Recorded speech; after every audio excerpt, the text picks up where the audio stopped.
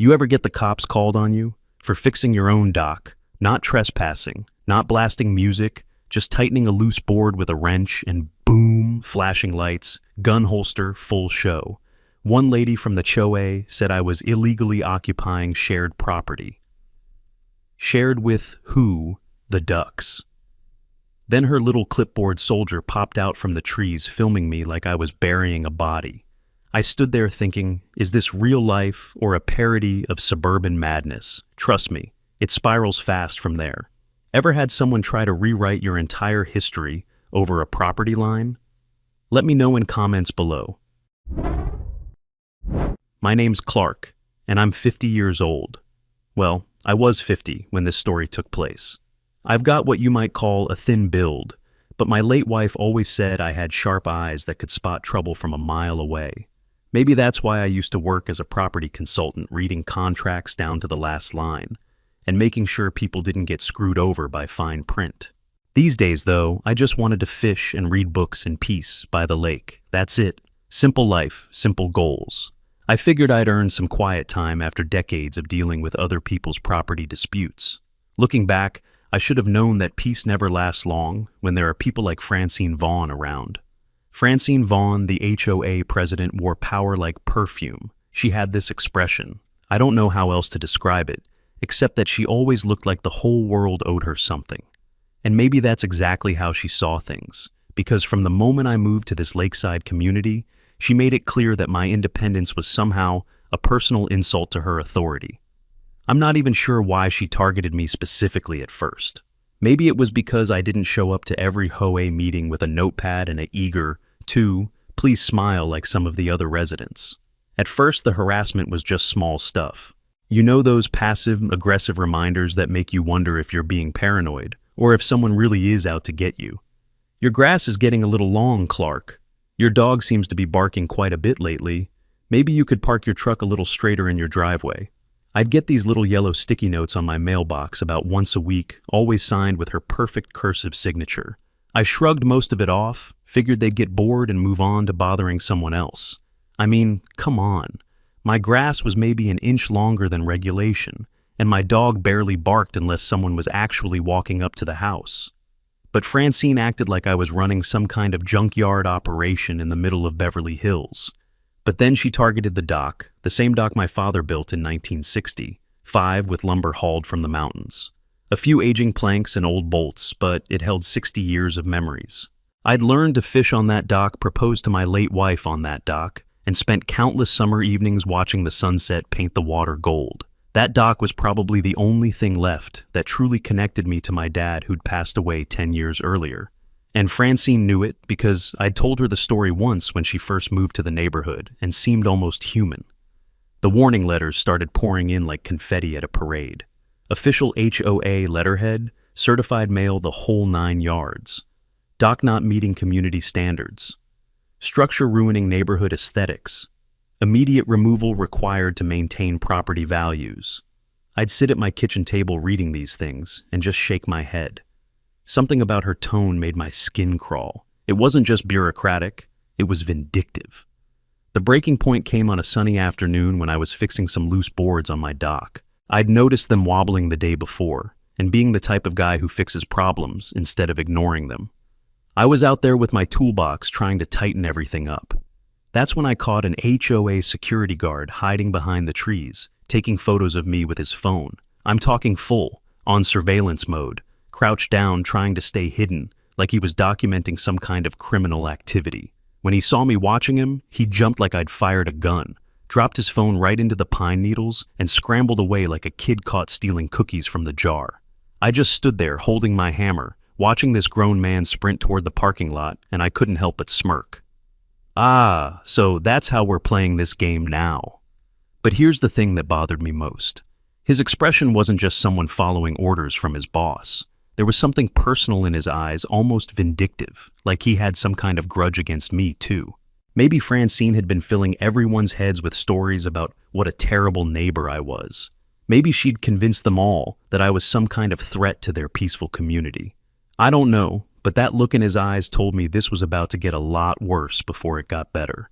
That evening, I found myself digging through Dad's old property papers, looking for anything that might help me understand what I was dealing with. Most of it was standard stuff, deeds, tax records, survey maps from decades ago. But there was this one survey map that caught my attention, showing my dock sitting completely outside the HOA boundaries. There was also something about leased land that I couldn't quite piece together yet, but it seemed important. I spread all the papers out on my dining room table and tried to make sense of the legal jargon, but honestly, I felt like I was missing something crucial, something that could either save me or destroy me, and I had no idea which. I suddenly realized I might not be the victim here after all. Maybe, just maybe, I was holding the key to turning this whole situation around. But was this my way out, or was I missing something dangerous that could backfire spectacularly? I honestly had no idea. But I knew I couldn't just sit there and let Francine steamroll over my family's history. The question was, did I have the guts to fight back? And more importantly, did I have the brains to win? 3 days later, the HOA sent their final ultimatum, a certified letter demanding dock removal in 7 days, or they'd pursue all available legal remedies. I read that letter twice, and instead of feeling scared or defeated, I felt something I hadn't experienced in years. I felt like the old me, the property consultant who never backed down from a fight when the law was on his side. So, instead of replying to their pompous certified letter, I picked up the phone and did something that probably seemed completely insane to anyone watching. I politely invited the entire HOA board to my house for coffee and a friendly discussion about the situation. Francine's voice on the phone was something else. You could practically hear her smirking through the receiver. She thought I was scared and ready to beg for mercy, maybe offer some kind of compromise that would let her claim victory while allowing me to keep a smaller dock or something. "Of course, Clark," she said in this syrupy, sweet tone that made my teeth hurt. "We'd be happy to discuss this matter in person. I think you'll find we're very reasonable people when approached with the right attitude." Right attitude, I had to bite my tongue to keep from laughing out loud. Did she really think I was calling to surrender? The meeting in my living room was like watching a bad community theater performance. She sat like a judge preparing to deliver a sentence, flanked by 2 other board members who looked like they'd rather be anywhere else on earth. Every few minutes, she'd glance at her watch, like she was timing how long it would take to demolish my resolve. I just sat there sipping my coffee, watching her performance with quiet amusement, letting her dig her own hole deeper with every word that came out of her mouth. Francine launched into a speech filled with HOA jargon and setting precedents for future enforcement actions. Big words, official, sounding phrases, the kind of language people use when they want to sound important and intimidating. But here's the thing about working in property law for 20 years. You learn to see through the fancy vocabulary and get to the real meaning underneath. And what Francine was really saying was, "I don't like you. I don't like your dock. And I'm going to use my position to make your life miserable until you do what I want." She just dressed it up in bureaucratic nonsense to make herself feel justified. The 2 other board members were so forgettable, I can't even remember their names. They just nodded along like bobblehead dolls every time Francine paused for breath. Absolutely right, Francine. That's exactly the issue we're facing. Community unity is so important. I wanted to ask them if they'd actually read the HOA charter, or if they just showed up to meetings to eat free donuts and feel important, but I kept my mouth shut and let Francine continue her performance. Sometimes the best strategy is to let your opponent talk themselves into a corner, and these 2 were helping her dig that hole deeper with every mindless agreement. Then she pulled out what she obviously thought was her trump card, a folder full of complaints from concerned neighbors about my dock. She spread them out on my coffee table like she was playing poker and showing a royal flush. Eyesore, safety hazard, doesn't fit community aesthetic. Page after page of typed complaints, all very official, looking all demanding immediate action. I leaned forward to get a better look, and that's when I noticed something interesting. Every single complaint was typed on the same computer using the same font with the same formatting. Even the signatures looked suspiciously similar when you examined them closely. "Francine," I said, slowly setting down my coffee cup, "these complaints, they all seem to come from the same source, almost like one person wrote them all and just changed the names." Her face went red faster than a stoplight, and she started shuffling the papers back into her folder like her life depended on it. That's completely irrelevant. The concerns are legitimate regardless of how they were documented. That's when I knew for certain that I wasn't dealing with someone who was just overzealous about community standards. I was dealing with someone who was willing to fabricate evidence to get what she wanted. The room went quiet for a long moment, and I could feel the tension building like pressure in a steam engine. The other board members were suddenly very interested in studying their shoes, and Francine was gripping her folder so tight her knuckles were white. That's when I decided to drop my own little bombshell, not the big one I was saving for later, but just enough to let her know that I wasn't the pushover she thought she was dealing with. "Mrs. Vaughn," I said in my calmest voice, "do you know how long this dock has existed?" I lifted a photo of my father fishing on that very dock, proof the dock was older than the HOA itself. Back then, this whole area was wilderness. No houses, no roads, and definitely no HOA. Just my dad, his dock, and all the fish he could catch. This dock was built before most of the houses in this neighborhood even existed. It was here before the HOA was formed, before most of these property lines were even surveyed. Francine's mouth opened and closed like a fish gasping for air, but no sound came out. I could see her brain working frantically, trying to come up with some response that would salvage her authority and justify her position. That doesn't matter," she finally managed to stammer out. "Current regulations apply to all structures, regardless of when they were built. Grandfathering clauses don't apply in cases where community safety and aesthetics are at stake." I had to admire her determination, even if she was doubling down on a losing hand. She was committed to playing it out to the bitter end. "Mrs. Vaughn," I said, looking straight into her eyes, "I think you might want to double check your understanding of property law before you make threats you can't back up."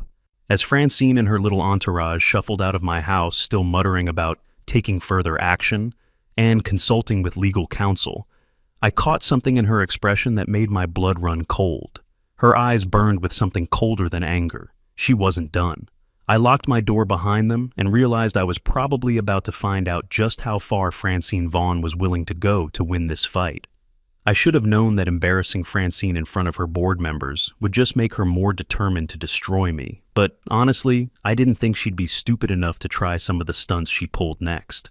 Looking back, I probably underestimated just how far a person will go when their ego gets bruised and they have a little bit of power to abuse. I woke to a full-blown hazmat crew blocking my driveway under HOA emergency orders. The foreman handed me stamped HOA nonsense about contaminated soil, while fish jumped in the clear lake behind him. I stood there in my bathrobe reading this ridiculous document, then looked out at the crystal, clear lake where fish were literally jumping in the morning sunlight, creating perfect ripples across the surface. "Environmental contamination?" I asked, gesturing toward the pristine water. "What exactly are we talking about here? Are the ducks too happy? Is the water too clean?" My deadpan delivery must have hit home because several crew members started exchanging uncomfortable glances and shuffling their feet, like they suddenly realized they were part of something that didn't make much sense.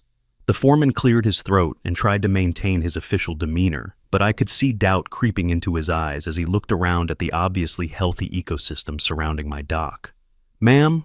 Sir, the work order specifies contaminated soil and potential water pollution that requires immediate remediation." And he showed me the paperwork again, but now he was reading it more carefully, himself probably noticing for the first time that none of the specific details matched what he was seeing with his own eyes. After about 10 minutes of awkward conversation and a lot of confused looks between crew members, they packed up their equipment and left without cleaning anything. I watched their trucks disappear down the road and couldn't help but wonder what kind of bill Francine was going to get for that little performance. But that was just the warm-up act. 2 days later, I came home from grocery shopping to find my power and water had been cut off. No notice, no explanation, just suddenly living like it was 1850. I watched from my kitchen window as an electrician quickly disconnected my service, then practically sprinted to his truck when he spotted me watching through the glass.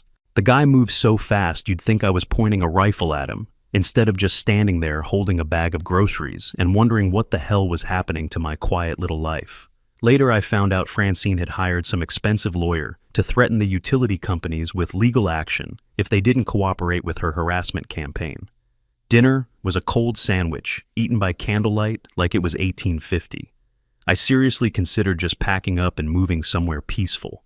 At my age, why start a war over a piece of wood and some family memories? I'd already lost my wife 2 years earlier to cancer.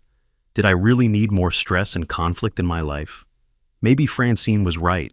Maybe I should just find a nice retirement community somewhere in Florida where the biggest drama was arguing over shuffleboard rules.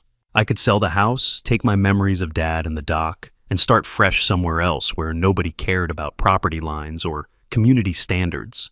But then I heard my father's voice in my head as clear as if he was sitting right there in the kitchen with me. Son, never let bullies win. They'll just find their next victim. Dad had faced down his share of bullies over the years. Crooked contractors, dishonest business partners, HOA presidents who thought their little bit of power made them untouchable. He always said that backing down from a bully doesn't buy you peace. It just teaches them that intimidation works, and they'll use the same tactics on the next person who can't or won't fight back. That's when I made my decision to stop playing defense and start doing some research of my own. I pulled out my phone flashlight and wrote my first battle plan note on the back of an envelope. Research HOA's public land lease agreements. And then I called my old buddy Russell, who specialized in municipal land law and owed me a favor from a case I'd helped him with 5 years earlier. Russell was one of those guys who genuinely enjoyed digging through legal documents looking for loopholes and technicalities. The kind of lawyer who got excited about finding obscure clauses that could turn an entire case upside down. Clark, Russell's voice boomed through the phone like he was genuinely happy to hear from me. How's retirement treating you? Still catching those monster bass off your famous dock? I explained the situation to him, trying to keep the anger out of my voice and just stick to the facts. Harassment campaign, fake environmental emergency utilities shut off without cause, the whole sad story. Russell listened without interrupting, and I could practically hear him taking notes on the other end of the line. When I finished, there was a moment of silence. Then Russell laughed loud and long. Clark, you beautiful genius, he said. Do you realize what you might be sitting on here? Do you understand that HOAs typically lease their common areas from the city or county, and those leases usually have penalty clauses for violations, plus adjustment mechanisms for special circumstances. I nearly dropped the phone. All those years of working property law, and I'd never thought to look at the HOA's relationship with the municipality from that angle. You mean, I started to ask, but Russell was already way ahead of me. I mean, you might be holding the nuclear option and not even know it. If your HOA is harassing residents and abusing their authority, there could be legal mechanisms in place that would let you, let's say, adjust their operating costs significantly. I hung up with Russell's words echoing in my head, but as I stared at those intimidating legal documents by flashlight, one thought kept nagging at me. What if I was about to start a war I couldn't win? I wasn't sure if I was being smart or stupid, but I knew I couldn't just sit there in the dark and let her steamroll over my family's history. The question was, did I have the guts to pull the trigger on whatever legal weapon Russell thought I might be holding? The morning of reckoning came exactly 1 week after my conversation with Russell, and I swear I've never been more nervous and more confident at the same time in my entire life. I was peacefully fishing off my dock coffee steaming in the cool morning air when police sirens shattered the silence like gunshots. 2 patrol cars pulled up to my house, followed immediately by Francine's white SUV.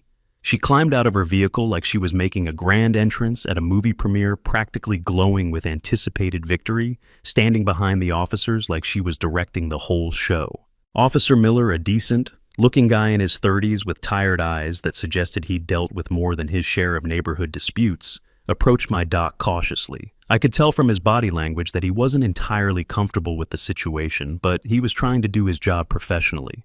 Mr. Clark, he called out, his voice carrying that careful tone cops use when they're not sure if they're dealing with a dangerous criminal or just another petty neighborhood squabble. We received a complaint from the HOA about illegal occupation of community property and disturbing the peace. I set down my fishing rod and smiled, keeping my hands steady, even though my heart was sprinting. Officers, please come up to the house. This is going to take a few minutes to explain properly, and I think you'll want to see some documents before anyone makes any decisions they might regret later. Officer Miller nodded and gestured for his partner to follow, while Francine hurried to catch up, clearly not wanting to be left out of whatever conversation was about to happen. In my living room, Francine unloaded her evidence like she was prosecuting a felony, painting me as some kind of dangerous squatter, who was destroying property values and terrorizing the entire neighborhood with my reckless disregard for community standards. She had everything organized and ready, the whole arsenal of evidence she'd been building up for weeks. This man has repeatedly ignored lawful orders from the legally constituted homeowners association, she declared, waving her arms dramatically, like she was arguing a case before the Supreme Court. He's turned his property into an eyesore, he's violated numerous community regulations, and he's created a hostile environment for law-abiding residents who just want to live in peace. I had to grip my chair arms to keep from laughing, or strangling her. One wrong word here, one moment of losing my temper, and I could destroy everything I'd worked toward over the past week. Officer Miller was taking notes. His partner was examining Francine's photographs, and I could see them both trying to figure out exactly what law I was supposed to have broken. Disturbing the peace by fishing illegal occupation of property I'd owned for decades. The whole situation was so absurd that I almost felt sorry for the cops who had to waste their morning dealing with it. When she finally ran out of steam and sat down looking smugly satisfied with her presentation, I calmly pulled out 2 file folders I'd prepared the night before. Officers, you've heard one side of this story. Let me show you the other side, and then you can decide for yourselves what's really going on here. I opened the first folder, which contained a thick stack of documents dating back to 1965.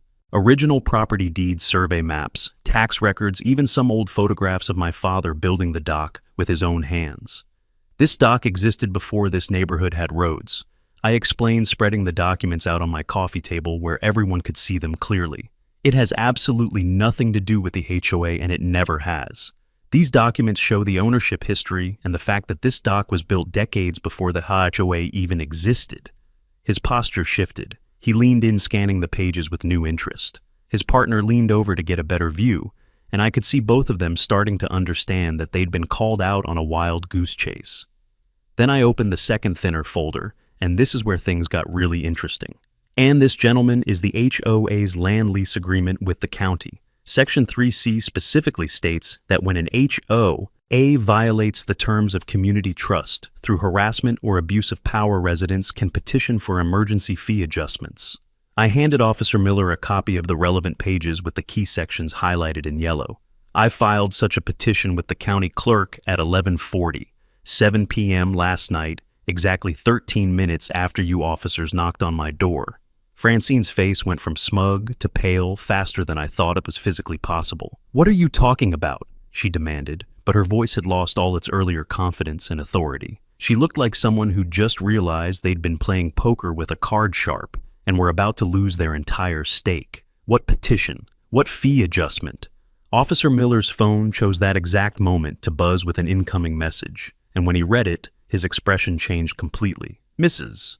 Vaughn," he said slowly, looking up from his phone, "I'm getting an urgent notification from county administration about your organization's lease fees." Francine grabbed for his phone like she could somehow delete the message if she read it fast enough, but Officer Miller politely pulled it back out of her reach. "It says here that there's been an emergency adjustment to your annual land lease effective immediately. Something about a 700% increase due to community trust violations." That's when I dropped the real bombshell. I'm talking about the petition I filed to increase the HOA's annual land lease fees from $12,000 to $4,000 effective immediately. Silence hit like a slammed door. Even Francine's breath seemed to pause. Officer Miller was staring at me like I'd just admitted to being a secret agent, and his partner was frantically flipping through the legal documents, trying to figure out if what I was saying was actually possible. "Now, I want to be very clear about something," I continued, looking directly at Francine. "This isn't revenge. It's accountability, the kind the HOA forgot. I did it because it's the legal remedy available to residents when their HOA overreaches its authority and engages in harassment campaigns. The county takes abuse of community trust very seriously, and they've provided specific mechanisms for residents to protect themselves when their HOA starts acting like a dictatorship instead of a community service organization." Officer Miller closed his notebook and stood up, clearly ready to end his involvement in this increasingly bizarre situation. "Well, Mr. Clark, it appears that you're on your own property. You have documentation proving your legal right to be here, and any disputes about HOA fees and community management are civil matters that need to be resolved between you and the county administration. He looked at Francine with the kind of expression cops reserve for people who waste their time with frivolous complaints. Ma'am, I'd suggest you contact your legal counsel and work this out through proper channels instead of calling law enforcement about civil disputes. As the police cars pulled away and I watched Francine's face crumble and reel, time her earlier confidence completely shattered, I realized I'd just fired the first shot in what was about to become an all-out war. But looking at her expression of shocked defeat, I couldn't help but wonder, did I have enough ammunition to survive what was coming next? Because something told me that a woman who'd go to the trouble of faking environmental emergencies and cutting off utilities wasn't going to just accept defeat gracefully and walk away. The question was, how far would she be willing to go to get her revenge? Francine refused to accept defeat. And honestly, I should have seen that coming from a mile away. A woman who would spend weeks fabricating complaints and staging fake environmental emergencies wasn't going to just pack up her wounded pride and go quietly into the night. For the next week, she practically lived at the HOA office, holding emergency meetings, making frantic phone calls, and apparently hiring some expensive legal counsel, who immediately sent me a threatening letter. Her lawyer fired off every legal scare tactic in the book, dressed up in elegant formatting. I read that threatening letter over breakfast and just shook my head. Harassment, extortion, abuse of process, malicious interference with business operations, every scary legal term the lawyer could think of, all designed to make me wet my pants and beg for mercy. But here's the thing about working in property law for 20 years. You learn to see past the intimidation tactics and focus on the actual substance underneath. And this letter had about as much legal substance as a chocolate teapot. Ladies throwing good money after bad, I muttered to myself, as I tossed the letter into my kitchen drawer with all the other empty threats I'd received over the years. But then the text messages started coming from neighbors, and that's when I began to realize that Francine's counterattack might be more effective than I had anticipated. Rumors flew that I was bankrupting the neighborhood, staging a coup. Message after message, all from people I'd considered friends, all suddenly treating me like I was the problem instead of the victim. Each text hit harder than the last, until even I started to wonder if I'd gone too far. For the first time since this whole nightmare started, I started doubting myself and wondering if maybe I'd gone too far with the 700% fee increase. Maybe I was being vindictive instead of just protecting my rights. Maybe a smaller increase would have made my point without threatening the whole community's budget. Maybe I should have just quietly moved away like Francine wanted and avoided dragging everyone else into this mess. These doubts kept me awake at night, staring at the ceiling and wondering if I was fighting for justice or just being a stubborn old man who couldn't admit when it was time to compromise. The isolation was getting to me in ways I hadn't expected, and I started to understand why so many people just give in to bullies rather than fight back. Even one of the guys who had once offered to help fix my dock now looked through me in the grocery aisle. Then Francine organized a packed community meeting at the clubhouse, and I knew this was going to be my make-up or break moment. I could either face the music and defend my actions, or I could skip the meeting and let Francine control the narrative completely. I chose to go even though walking into that room felt like walking into a lion's den. Nearly 100 people were crammed into folding chairs, and the mood was definitely not friendly. Conversations stopped when I walked in, people turned to stare, and more than a few of them looked like they wanted to personally escort me out of the building. She took the podium like a desperate politician, with one last shot complete with charts and graphs showing how my frivolous fee increase would bankrupt their budget and force them to close the pool, cancel the holiday party, maybe even dissolve the HOA entirely. She painted a picture of community devastation that would have been impressive if it hadn't been so completely over the top. According to her presentation, I was single, handedly destroying the American dream of suburban homeownership one dock board at a time. This man, she declared, pointing at me dramatically, is holding our entire community hostage over his personal vendetta against legitimate authority. He's exploiting legal loopholes for personal revenge, using technicalities to punish innocent families who just want to live in a safe, well-maintained neighborhood. The crowd murmured agreement, and I could feel the hostility in the room, growing thicker by the minute. Several people were actually nodding along, with her presentation apparently convinced that I was some kind of neighborhood terrorist who needed to be stopped at all costs. I sat in the back corner holding my folder of evidence and seriously considering just walking out. I could drive home, pack my truck, and be fishing in Montana by next weekend, leaving all this drama behind forever. Nobody was forcing me to stay and fight. I could just take the path of least resistance and start over somewhere else where nobody knew my name or cared about my family history. But then I thought about my dad, about every bully who'd ever counted on good people backing down when things got uncomfortable, and I knew I couldn't just walk away. When Francine finally ran out of steam and asked if anyone had questions or comments, the room went dead silent. You could have heard a mouse sneeze in the back row. That's when I stood up, and every head in the room turned to look at me like I was about to confess to a crime. "Evening, everyone," I said, walking slowly toward the front of the room. "Mrs. Vaughn asked me to explain myself, so here I am. And I think after you hear what I have to say, you'll understand that this situation is a lot more complicated than she's made it sound."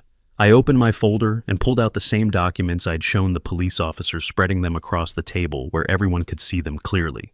She's right about one thing. I did request a fee increase, but what she hasn't mentioned is why that increase was legally justified under Section 3C of your lease agreement. I explained the harassment campaign, the fake environmental emergency, the utility shutoffs, all the dirty tricks Francine had used to try to force me off my own property. This isn't revenge, folks. This is the county's built in safeguard against exactly what happened to me. Then I dropped the bomb that I'd been saving for exactly this moment. I didn't come here to defend my honor. I came to expose the truth. And if you're worried about the HO, dissolving because of these increased fees, I've prepared a backup plan that I think you'll all find very interesting. I pulled out another set of documents that I'd spent the afternoon preparing. We can hold a vote of no confidence in the current board and start fresh with people who actually understand their legal limitations and won't waste community resources on personal vendettas. The room erupted in surprised murmurs, and for the first time all evening, some of those murmurs sounded supportive instead of hostile. One clap echoed in the room, then two. By the fifth, the room broke into full, blown applause that drowned Francine's name. People were standing up, nodding agreement, even shouting out suggestions for new board members who might actually serve the community instead of their own egos. But as I looked across the crowded room at Francine's face, I saw an expression of pure hatred that made my blood run cold. This wasn't over. Not even close. The question was, how far would she go to destroy me now that I'd humiliated her in front of the entire community? After that community meeting, everything changed faster than I could have imagined possible. It was like someone had pulled a thread on a sweater, and the whole thing started unraveling at once. People who had been silent for years suddenly found their voices and started asking questions, digging through HOA records they'd never bothered to read, before demanding explanations for decisions that had never made sense in the first place. Meeting minutes were leaked backyards, buzzed with whispered accusations, and HOA meetings turned into verbal minefields. Francine's desperate attempts to control the narrative just made her look more guilty and unhinged with every passing day. She ranted online at 2 a.m. while pacing behind her closed blinds like a ghost who didn't know she'd lost. She was sending aggressive emails to anyone who would listen, even cornering people at the grocery store to complain about me and my illegal manipulation of county regulations. The more desperate she got, the more people started wondering what she was really trying to hide. I mean, if she was so confident in her position and so sure that I was the problem, why was she acting like someone with a guilty conscience who needed to convince everyone else of her innocence? That's when I got the phone call that changed everything. Stuart Morrison, a retired accountant who'd served on the HOA board for 15 years and had always seemed like one of the more reasonable members, asked to meet me privately at my house. Stuart was the kind of guy who kept meticulous records, dotted every I and crossed every T, the type of person you'd want, handling your taxes or managing your retirement account. So when Stuart appeared unannounced, clutching boxes and shaking with rage, a woman at war with her own regrets, I knew something big was about to happen. "Clark," he said, sliding the envelope across my table, with hands that were actually shaking. "I can't stay silent anymore. What Francine's been doing, it's not just about you and your doc. It's been going on for years, and I've been too much of a coward to speak up, because I didn't want to deal with the drama and the conflict." Inside that envelope were photocopies of receipts, bank statements, and credit card bills that made my jaw drop. Francine had been using HOA funds like her personal piggy bank for longer than anyone had imagined. Among the receipts, a kitchen remodel labeled emergency repairs and enough boutique charges to open her own store. Page after page of fraudulent expenses, all carefully disguised as legitimate community business, all adding up to more money than most people make in a year. Looking at those receipts spread across my kitchen table, no fury left. Just a bitter sense of inevitability, like watching a dam break you warned about for years. She really thought no one would ever check, didn't she? I asked Stuart, who was staring at the evidence like he still couldn't believe what he'd been helping to cover up through his silence. I should have said something years ago, he admitted. But she was so intimidating, so sure of herself, and I kept thinking maybe there were explanations I didn't understand. I kept giving her the benefit of the doubt until it became impossible to ignore what was really happening. I spent the next 2 days putting together a comprehensive report that documented everything. Not just the financial violations, but timeline evidence showing how Francine had escalated against me, specifically after I'd questioned her authority.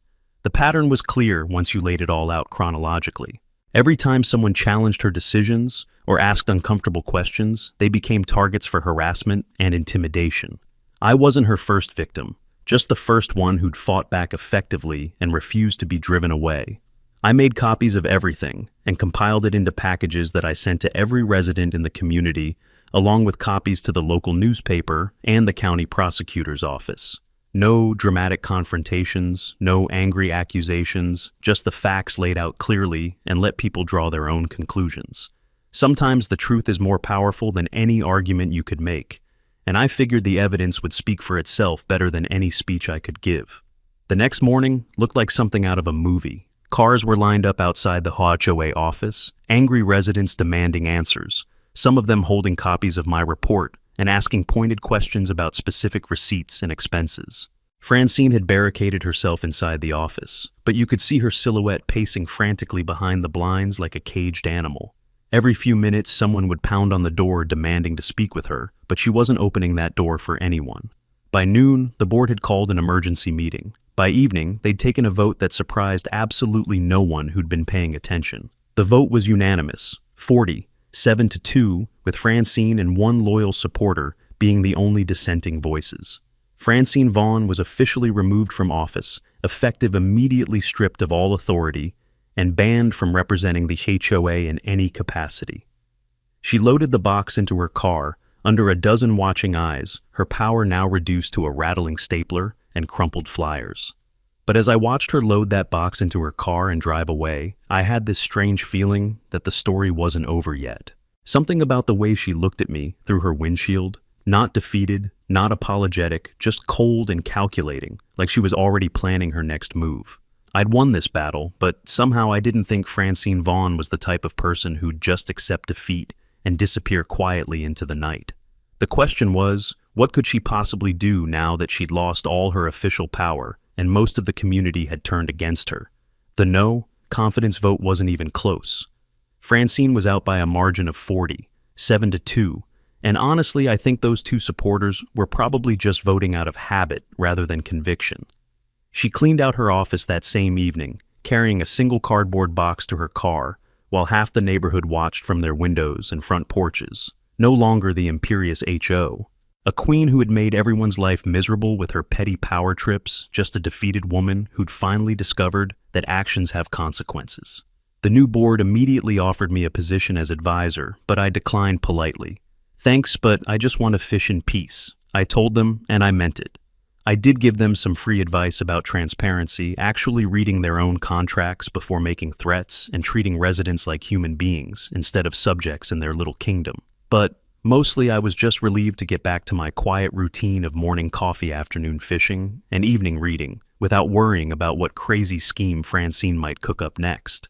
The quiet that followed felt too perfect, the kind of silence predators love before they strike again. My dock was officially recognized as private property, complete with a formal apology from the new HOA leadership. They read it aloud on my dock, the same place Francine once tried to erase from history. Francine had completely disappeared from the neighborhood. No more drive-bys, no more threatening letters, no more middle of the night harassment. I went back to my peaceful routine and actually started to believe that the nightmare was finally over.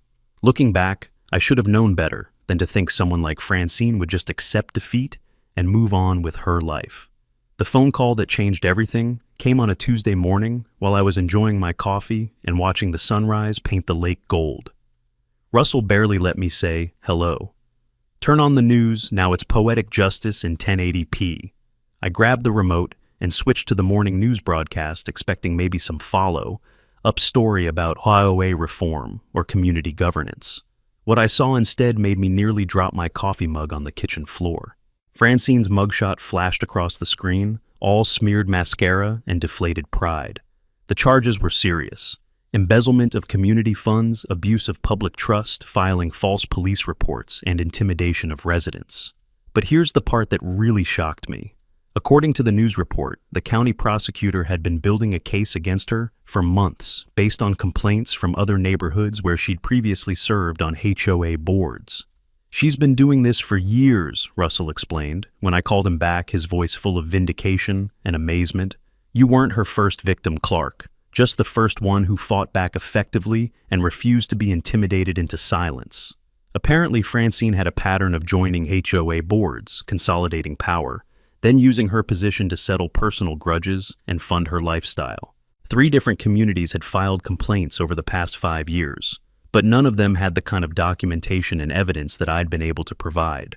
But the real surprise was still coming, and it was bigger than anything I could have imagined. The new HOA board, trying to demonstrate their commitment to transparency and fiscal responsibility, decided to honor the 700% fee increase I'd legally requested. They figured it would show the community that they were serious about accountability and wouldn't just sweep past violations under the rug like nothing had happened. What they didn't anticipate was how the math would work out once you factored in all the other financial damage Francine had caused. With their budget already devastated by Francine's embezzlement and the massive legal fees from defending against her various violations and harassment campaigns, the increased lease payments made continued operation financially impossible. Even with the most optimistic projections and the most aggressive cost, cutting measures, they simply couldn't generate enough revenue to cover their obligations. Faced with insolvency and scandal, the HOA voted itself out of existence, unanimous, ashes to ashes. The clubhouse where rules were weaponized became a picnic shelter. The pool once gated echoed with laughter again. But instead of selling the properties to developers or letting them fall into disrepair, they did something amazing. They converted everything into a public park, open to everyone in the surrounding communities, maintained by county funds, and operated as a genuine public service rather than an exclusive private club. No more rules about grass height or approved dog breeds. No more power, hungry presidents making arbitrary decisions about dock aesthetics or community standards. No more harassment campaigns against residents who dared to question authority or think for themselves. Just a beautiful lakeside community where people could actually enjoy their lives without worrying about some petty dictator with a clipboard and a badge making their existence miserable over imaginary violations. I'm still here by my dock every morning, watching the sunrise and casting my line into the same waters where my father taught me to fish 60 years ago. The park gets busy on weekends now, families having picnics where the clubhouse used to be, kids learning to swim in the pool that's now free for everyone, people walking their dogs without worrying about breed restrictions or leash length regulations. Sometimes I see former neighbors who were initially angry at me for destroying their community. Most of them wave now, understanding that what I did actually benefited everyone in the long run. The local newspaper ran a feature story about HOA overreach and community empowerment that attracted national attention. Lawyers started calling it the Clark Doctrine, using an organization's own rules and legal framework against them when they exceed their authority and abuse their power. I've gotten emails from people across the country facing similar situations, asking for advice about dealing with their own versions of Francine Vaughn. My answer is always the same. Read the fine print, know your rights, document everything, and don't let bullies count on you backing down when things get uncomfortable. One letter came from a widow in Texas whose HOA was trying to force her to remove her late husband's memorial garden. Another from a veteran in Oregon facing harassment over his service dog. Each story reminded me that bullies like Francine exist everywhere, wielding clipboards like weapons and using fear to control decent people who just want to live in peace. Francine got 18 months in county jail, and had to pay full restitution to all the communities she'd defrauded over the years. More importantly, the state legislature changed its laws to require better oversight of HOA finances, clearer appeals processes for residents, and stronger penalties for board members who abuse their positions. Sometimes it takes one really egregious case to shine a light on problems that have been hiding in the shadows for years, and apparently my little dock dispute was exactly the kind of catalyst that lawmakers needed to take action. Turns out, a dock isn't just wood and bolts, it's memory, it's defiance, it's enough to topple a kingdom built on fear. The best revenge isn't revenge at all, it's just being smarter and more patient than the people trying to hurt you. I didn't set out to destroy an HOA or send anyone to jail. I just wanted to keep my dock and live in peace. But sometimes when you stand up to one bully, you end up protecting everyone else they might have hurt next. As I sit here telling you this story, watching the ducks paddle peacefully across the lake, I can't help but wonder, if you found yourself in my shoes with bullies trying to steal what's rightfully yours, would you have the patience to play the long game and fight back smart instead of fighting back angry? Because I'm betting there are more Francines out there than any of us would like to admit. And they're all counting on good people staying quiet and hoping someone else will solve the problem. Sometimes the only way evil wins is when good people decide it's easier to just move away than stand and fight. My dock stands as proof that sometimes one person's refusal to back down can change everything.